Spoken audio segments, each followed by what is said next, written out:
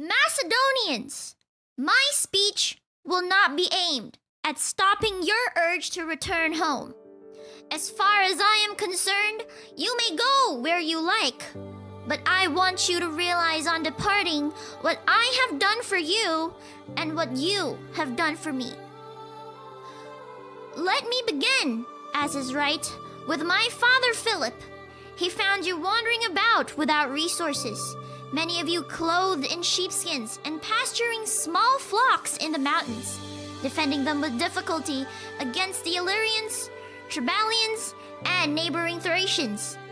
He gave you cloaks to wear instead of sheepskins, brought you down from the mountains to the plains, and made you a match in war for the neighboring barbarians, owing your safety to your own bravery and no longer a reliance on your mountain strongholds. He made you city dwellers and civilized you with good laws and customs. Those barbarians who used to harass you and plunder your property, he made you their leaders instead of their slaves and subjects.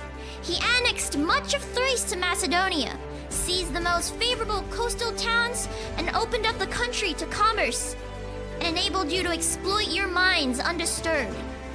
He made you governors of the Thessalians, before whom you used to die of fright, humbled the Phocians, and so opened a broad and easy path into Greece in place of a narrow and difficult one. The Athenians and Thebans, who were permanently poised to attack Macedonia, he so humbled that instead of you paying tribute to the Athenians and being under the sway of the Thebans, they now in turn had to seek their safety from us. He marched into the Peloponnese and settled matters there too.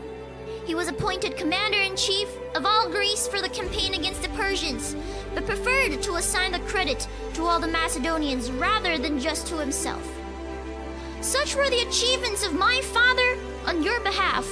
As you can see for yourselves, they are great and yet small in comparison with my own.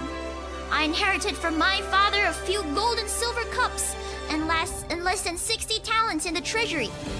Philip had debts amounting to 500 talents, and I raised a loan of a further 800.